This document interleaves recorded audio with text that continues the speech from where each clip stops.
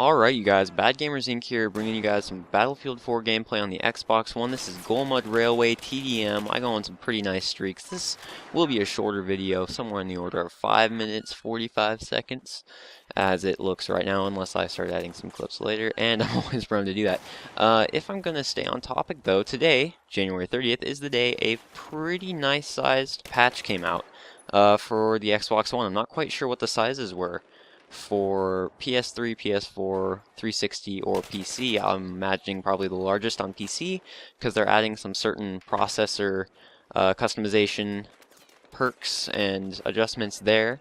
Mantle support for you PC players, look into that.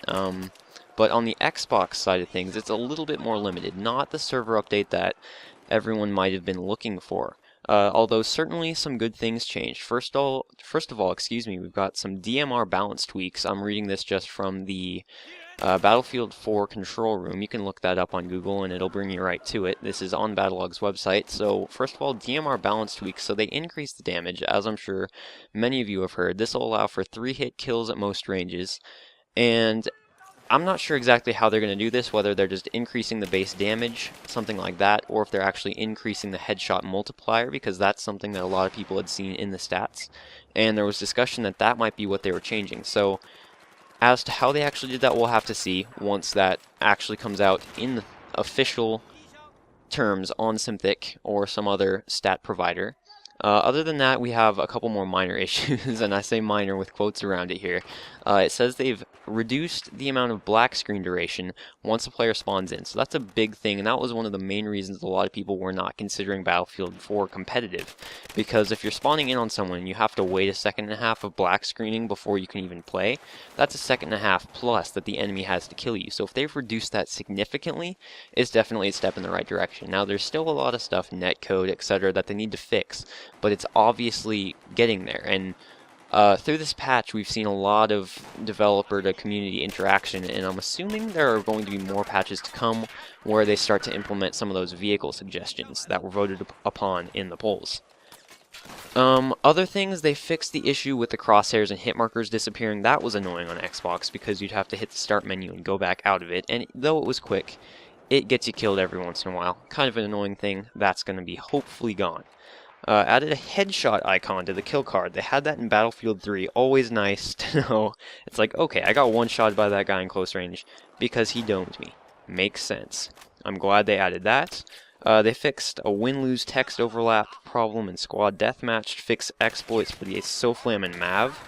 Essentially, you would sit down a SOFLAM in your deployment, fly around in the MAV, and it would auto-lock onto things. Now, this is an issue because someone could set down a SOFLAM. It actually works with any other vehicle. So you set down a SOFLAM in your deployment, get in some sort of other vehicle, say an LAV, with any type of missiles that can lock on, and that vehicle essentially becomes the SOFLAM. It's able to lock on to a lot of these things. Now, a lot of people in a lot of these ground vehicles don't use SOFLAMs to begin with, or lock-on weapons, so it hasn't been too much of an issue, certainly not one that I've seen very often, but either way that's been fixed. They've tracked field of view changes in the menu. That's more of a PC thing, so I don't know how we'll see that coming to fruition in the Xbox One.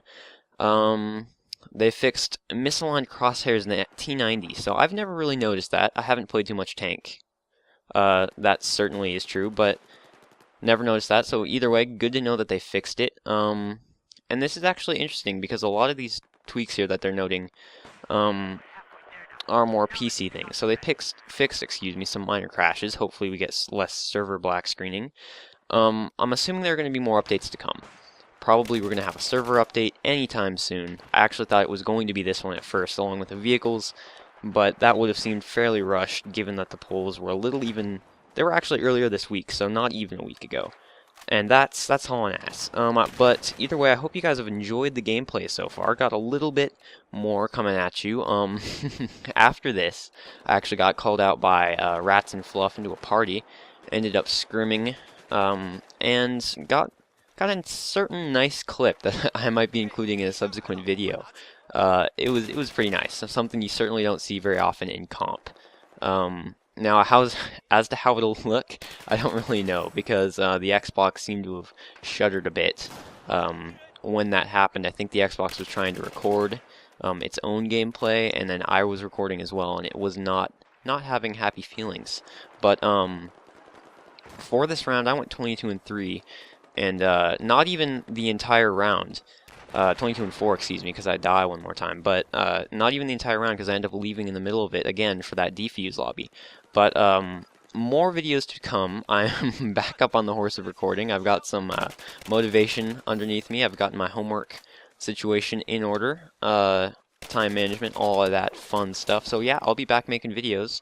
I hope you guys enjoyed this one. This is BADGamersInc signing out.